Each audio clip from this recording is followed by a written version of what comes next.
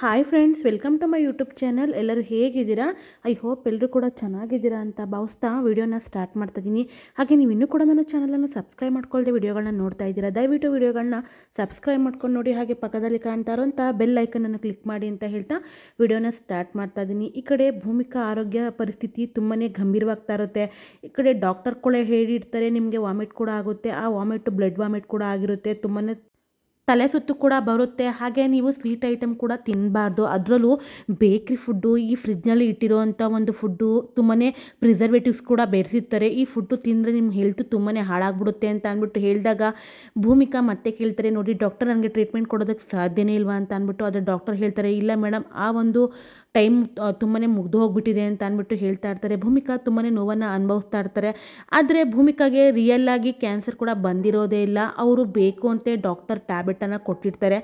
ಈ ಒಂದು ಟ್ಯಾಬ್ಲೆಟು ಅವರ ಒಂದು ಆರೋಗ್ಯ ಪರಿಸ್ಥಿತಿ ತುಂಬಾ ಹದಗೆಡಿಸ್ತಾ ಇರುತ್ತೆ. ಅವ್ರು ನಾರ್ಮಲಾಗಿ ಚೆನ್ನಾಗೇ ಇರ್ತಾರೆ. ಬಟ್ ಈ ಒಂದು ಶಕುಂತಲಾ ದೇವಿಯವರು ಈ ರೀತಿಯೆಲ್ಲನೂ ಕೂಡ ಮಾಡಿ ಹೇಳಿ ಮಾಡಿಸ್ತಾ ಇರ್ತಾರೆ. ಈ ಒಂದು ವಿಷಯನ ತಲೆಲಿಟ್ಕೊಂಡು ಹೇಗಾದರೂ ಮಾಡಿ ನಾನು ಗೌತಮಿಂದ ಈ ಭೂಮಿಕಾನ ದೂರ ಮಾಡಬೇಕು ಅಂತ ಅಂದ್ಬಿಟ್ಟು ಜಯದೇವ್ ಹತ್ರ ಮಾತಾಡ್ತಾ ಇರ್ತಾರೆ.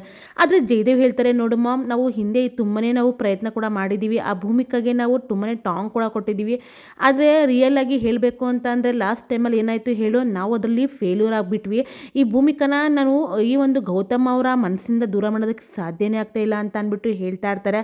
ಆದರೆ ಶಕುಂತಲಾ ದೇವಿ ಹೇಳ್ತಾರೆ, ನೋಡು ಜೈ, ಈ ಸಾರಿ ಆ ಥರ ಆಗೋದು ಬೇಡ. ಯಾಕೆ ಅಂತ ಅಂದರೆ ನೀನು ಫೈನಲ್ಲಾಗಿ ನಿನ್ನ ಡ್ರೆಸ್ಸಿಂಗ್ ಸೆನ್ಸು, ನೀನು ಮಾತಾಡೋದು, ನಿನ್ನ ಬಿಹೇವಿಯರು ಇದೆಲ್ಲನೂ ಕೂಡ ಚೇಂಜ್ ಆಗಲೇಬೇಕು. ನೀನು ತುಂಬಾ ಒಳ್ಳೆಯವನಾಗಿ ನಾಟಕ ಆಡಬೇಕು. ಅದರಲ್ಲೂ ಆ ಗೌತಮು ಎಲ್ಲನೂ ಕೂಡ ಬಿಟ್ಟು ಈ ಆಸ್ತಿ ಎಲ್ಲನೂ ಕೂಡ ನಿನ್ನ ಹೆಸರಿಗೆ ಬರೀಲೇಬೇಕು.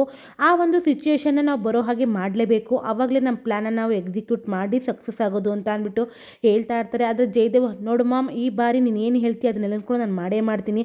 ಒಟ್ಟಿನಲ್ಲಿ ನಾನು ನೀನೇನು ಆ ರೀತಿ ಆಟದ ಗೊಂಬೆಯಾಗಿ ಆಡ್ಬಿಡ್ತೀನಿ ಅಂತ ಅಂದ್ಬಿಟ್ಟು ಹೇಳ್ತಾ ಇರ್ತಾರೆ. ಆದರೆ ಶಕುಂತಲೆ ಹೇಳ್ತಾರೆ, ಈ ಬಾರಿ ನಾನು ಗಾಳ ಆಗ್ತಾ ಇರೋದು ಗೌತಮ್ಗೆ. ಈ ಗೌತಮ್ನ ನಾನು ಭೂಮಿಕಾಯಿಂದ ದೂರ ಮಾಡಬೇಕು. ಅದಕ್ಕೆ ಈ ಸ್ಕೆಚ್ನ ಹಾಕಿದ್ದೀನಿ. ಮನಸ್ಸಿನಲ್ಲಿ ಅನ್ಕೊತಾ ಇರ್ತಾರೆ, ಇಲ್ಲ ಆಲ್ರೆಡಿ ನಾನು ಆ ಭೂಮಿಕಾಗೆ ಗಾಳ ಹಾಕಿದ್ದೀನಿ. ಭೂಮಿಕಾ ಆಲ್ರೆಡಿ ಗೌತಮಿಂದ ದೂರ ಆಗೋ ಪ್ರಯತ್ನ ಮಾಡ್ತಾನೆ ಇದ್ದಾಳೆ. ನಾನು ಕೂಡ ಅಬ್ಸರ್ವ್ ಮಾಡ್ತಾನೆ ಇದ್ದೀನಿ. ಬಟ್ ಈ ವಿಷಯ ಮನೆಯವ್ರಿಗೆ ಗೊತ್ತಾಗಬಾರ್ದು. ಈ 3 ತಿಂಗಳು ತಪ್ಪಿದ್ರೆ 4 ತಿಂಗಳಲ್ಲಿ ಏನಾದರೂ ಒಂದು ಆಗಲೇಬೇಕು. ಗೌತಮ್ ಅಷ್ಟರಲ್ಲಿ ಭೂಮಿಕಾಯಿಂದ ದೂರ ಆಗಲೇಬೇಕು ಅಂತ ಅಂದ್ಬಿಟ್ಟು ಅನ್ಕೊತಾ ಇರ್ತಾರೆ. ಆದರೆ ಜಯದೇವ್ ಹೇಳ್ತಾರೆ, ನೋಡು ಮಮ್ಮಿ, ನೀನೇನು ಮಾಡ್ತೀನಿ ನನಗೆ ಗೊತ್ತಿಲ್ಲ. ಈ ಮನೆಗೆ ನಾನು ರಾಜ ಆಗಲೇಬೇಕು. ಆ ಒಂದು ಸಿಚುಯೇಷನ್ ತರೋ ಒಂದು ಕೆಲಸ ನೀನು ಮಾಡಬೇಕು. ಇನ್ನು ಮುಂದೆ ನಾನು ಆ ಒಂದು ಬ್ಲಡಿ ಭೂಮಿಕಾ ಇದ್ದಾಳಲ್ಲ, ಅವಳನ್ನ ನಾನು ಅವ್ರ ತವ್ರ ಮನೆಗೆ ಕಳಿಸ್ಬೇಕು. ಆ ರೀತಿ ಸ್ಕೆಚ್ ಹಾಕೇ ಹಾಕ್ತೀನಿ. ಒಟ್ಟಾರೆ ಆ ಗೌತಮ್ ಭೂಮಿಕಾ ಜೊತೆಯಾಗಿರೋದಕ್ಕೆ ನಾನು ಬಿಡೋದೇ ಇಲ್ಲ. ನನಗೆ ಎಷ್ಟು ನೋವು ಕೊಟ್ಟಿದ್ದಾರೆ, ಆ ನೋವು 10% ಹೆಚ್ಚಾಗಬೇಕು ಅವರಿಗೆ ಅಂತ ಅಂದ್ಬಿಟ್ಟು ಹೇಳ್ತಾ ಇರ್ತಾರೆ. ಅದರಲ್ಲೂ ಆ ಮಿಂಚು ಬಂದಾಗ್ಲಿಂದನೂ ಕೂಡ ಅವ್ರಿಗೆ ತುಂಬಾ ದುರಂಕಾರ ಜಾಸ್ತಿ ಆಗಿಬಿಟ್ಟಿದೆ. ಆ ಮಿಂಚಿನ ನಾನು ತುಂಬ ಬಾರಿ ಕಿಡ್ನಾಪ್ ಕೂಡ ಮಾಡಿದ್ದೀನಿ. ಆದರೆ ಏನೋ ಗೊತ್ತಿಲ್ಲ, ಆ ಒಂದು ಕೆಲಸ ತಪ್ಪೋಗ್ಬಿಡುತ್ತೆ. ಹೇಗಾದರೂ ಮಾಡಿ ಸೇಫಾಗಿ ಬಂದುಬಿಡ್ತಿದ್ದಾಳೆ. ಅವಳು ಅದೃಷ್ಟನೇ ಆ ರೀತಿ ಇರ್ಬೋದು. ಅದರಲ್ಲೂ ಕೈನಲ್ಲಿ ಮಚ್ಚೆ ಇದೆ. ಈ ಗೌತಂಬಾಳಲ್ಲಿ ತುಂಬಾ ಅದೃಷ್ಟ ಜಾಸ್ತಿ ಆಗುತ್ತೆ ಅಂತ ನನಗೆ ಅನಿಸ್ತಾ ಇದೆ. ಇದರಿಂದ ನಾನು ಹೇಗಾದರೂ ಮಾಡಿ ವಿರುದ್ಧ ಹೋರಾಡಲೇಬೇಕು ಅಂತ ಅಂದ್ಬಿಟ್ಟು ಜಯದೇವ್ ಹೇಳ್ತಿದ್ದಾಗ ಶಕುಂತಲಾ ಮತ್ತೆ ಅನ್ಕೊತಾರೆ, ಇಲ್ಲ, ನಾನು ಭೂಮಿಕಾ ಪರಿಸ್ಥಿತಿನ ಗಂಭೀರವಾಗಿ ಮಾಡಲೇಬೇಕು. ಇಲ್ಲ ಅಂತ ಅಂದರೆ ನಮ್ಮ ಕೈ ತಪ್ಪು ಹೋಗಿಬಿಡ್ತಾಳೆ ಅವಳು ಅಂತ ಅಂದ್ಬಿಟ್ಟು ಮತ್ತೆ ಅನ್ಕೊತಾ ಇರ್ತಾರೆ. ಆದರೆ ಈ ಲಕ್ಷ್ಮೀಕಾಂತಿಗೂ ಕೂಡ ಡೌಟ್ ಬಂದೇ ಬಿಟ್ಟಿರುತ್ತೆ. ಪಾರ್ಥ ಹತ್ರ ಕೂಡ ಹೇಳ್ತಾರೆ, ಲಕ್ಷ್ಮೀಕಾಂತು ಒಂದು ಕಣ್ಣು ಕೂಡ ಇಟ್ಟಿರ್ತಾರೆ ಶಕುಂತಲಾದೇವಿ ಮೇಲೆ. ಅಲ್ಲ ಸಿಸ್ಟರ್, ಇತ್ತೀಚಿನ ದಿನಗಳಲ್ಲಿ ಮನೆಯಲ್ಲಿ ಇರೋದೇ ಇಲ್ವಲ್ಲ, ಯಾಕೆ ಹೀಗೆ ಆಡ್ತಾ ಇದ್ದಾಳೆ? ಅದು ಅಲ್ಲದೆ ಮನೆಯಲ್ಲಿ ಯಾರ ಜೊತೆನೂ ಕೂಡ ಖುಷಿಯಾಗಿ ಕೂಡ ಮಾತಾಡೋದೇ ಇಲ್ಲ. ಒಂಟಿತನದಿಂದ ಇರ್ತಾಳೆ. ಏನು ಆಗಿದೆ ಇವಳಿಗೆ? ಯಾವಾಗಲೂ ಕೂಡ ಫೋನ್ ಮಾತಾಡ್ತಾಳೆ. ಅದರಲ್ಲೂ ಕೂಡ ನಾನು ಫಾಲೋ ಮಾಡಲೇಬೇಕು ನನ್ನ ಸಿಸ್ಟರ್ನ. ಯಾವಾಗ ಬೆಳಿಗ್ಗೆ ಟೈಮ್ ಇರೋದಿಲ್ಲ ಆ ಟೈಮ್ನಲ್ಲೇ ಫಾಲೋ ಮಾಡಬೇಕು. ಹೇಗಾದರೂ ಮಾಡಿ ಜಯದೇವ್ನ ಮೀಟ್ ಮಾಡಲಿಕ್ಕೆ ಹೋಗ್ತಾಳೇನೋ ಗೊತ್ತಿಲ್ಲ.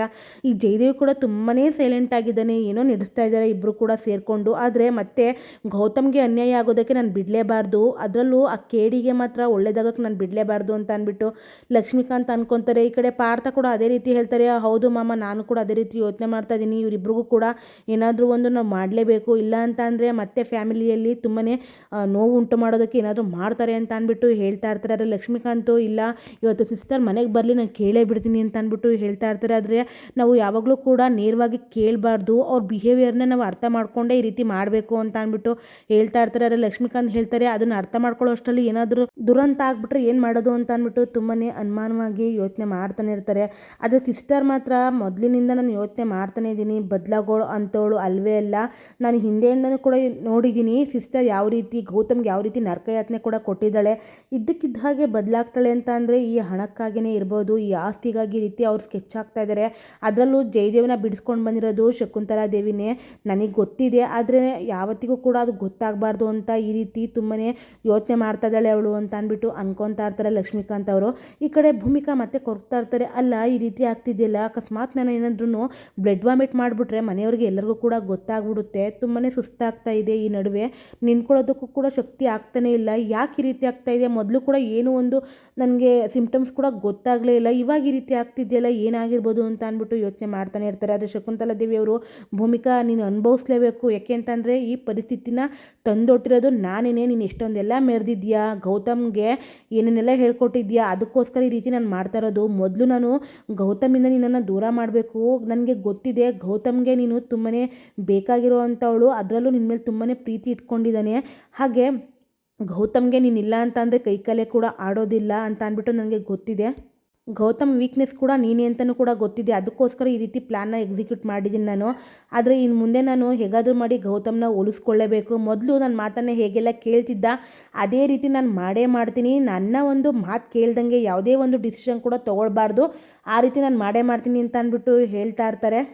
ಅಂದರೆ ಗೌತಮ್ಗೂ ಕೂಡ ಯೋಚನೆ ಆಗ್ತಾ ಇರುತ್ತೆ, ಅಲ್ಲ ಭೂಮಿಕಾ ಅವ್ರ ಪರಿಸ್ಥಿತಿ ಯಾಕೆ ಈ ರೀತಿ ಆಗ್ತಿದೆ, ಭೂಮಿಕಾ ಅವ್ರು ತುಂಬಾ ಸುಸ್ತಾಗಿದ್ದಾರೆ, ಯಾಕೆ ಈ ರೀತಿ ಡಲ್ನೆಸ್ ಕಾಣಿಸ್ತಾ ಇದ್ದಾರಲ್ಲ, ಮೊದಲೆಲ್ಲ ಈ ರೀತಿ ಇರ್ತಾನೆ ಇರಲಿಲ್ಲ, ಹಾಸ್ಪಿಟಲ್ಗೆ ಕೂಡ ಬರ್ತಾನೆ ಇಲ್ಲ, ಏನಾದರೂ ಮುಚ್ಚಿಡ್ತಿದ್ದಾರೆ ಇವರು, ಯಾಕೆ ಈ ರೀತಿ ಆಗ್ತಿದೆ, ನನಗೆ ಈ ರೀತಿ ಅನ್ನಿಸ್ತಾ ಇದೆಯಲ್ಲ. ಮಕ್ಕಳಿಗೂ ಕೂಡ ತುಂಬಾ ರೇಗ್ತಾ ಇರ್ತಾರೆ, ಒಂದು ಪಾಠ ಕೂಡ ಹೇಳ್ಕೊಡ್ತಿಲ್ಲ, ಹೋಮ್ವರ್ಕ್ ಕೂಡ ಮಾಡಿಸ್ತಾ ಇಲ್ಲ, ಅದರಲ್ಲೂ ನನ್ನ ಕೆಲಸನೂ ಕೂಡ ಏನೂ ಮಾಡ್ಕೊಳ್ತಿಲ್ಲ. ಹಾಗೆ ನನ್ನ ಜೊತೆ ಪ್ರೀತಿಯಿಂದನೂ ಕೂಡ ಮಾತಾಡ್ತಾನೆ ಇಲ್ವಲ್ಲ ಇವರು, ಇಲ್ಲ ಇದನ್ನೆಲ್ಲನೂ ಕೂಡ ಹೀಗೆ ಬಿಟ್ಟರೆ ಸರಿ ಹೋಗೋದಿಲ್ಲ, ಹೇಗಾದರೂ ಮಾಡಿ ಇದನ್ನು ತಿಳ್ಕೊಬೇಕು ಅಂತ ಅಂದ್ಬಿಟ್ಟು ಡೀಪಾಗಿ ಯೋಚನೆ ಮಾಡ್ತಾ ಕೂತಿರ್ತಾರೆ. ಭೂಮಿಕಾ ಅವರು ಅಲ್ಲೇ ಬಂದು, ನೋಡಿ ಗೌತಮ್ ಅವರೇ ನೀವು ಯಾಕೆ ಇಷ್ಟೊಂದು ಯೋಚನೆ ಮಾಡ್ತಿದ್ದೀರಾ, ಏನೂ ಇಲ್ಲ ಅಂತ ನಾನು ಹೇಳೋದ್ನಲ್ಲ, ನಾನು ಸ್ಕೂಲ್ನಲ್ಲಿ ತುಂಬಾ ವರ್ಕ್ ಪ್ರೆಷರ್ ನನಗೆ ಜಾಸ್ತಿ ಆಗಿಬಿಟ್ಟಿದೆ, ಅದಕ್ಕೆ ಈ ರೀತಿ ಮಾಡಿದ್ದೀನಿ ಅಷ್ಟೇ, ನನಗೆ ಆ ರೀತಿ ಅನ್ನಿಸ್ತಾ ಇದೆ.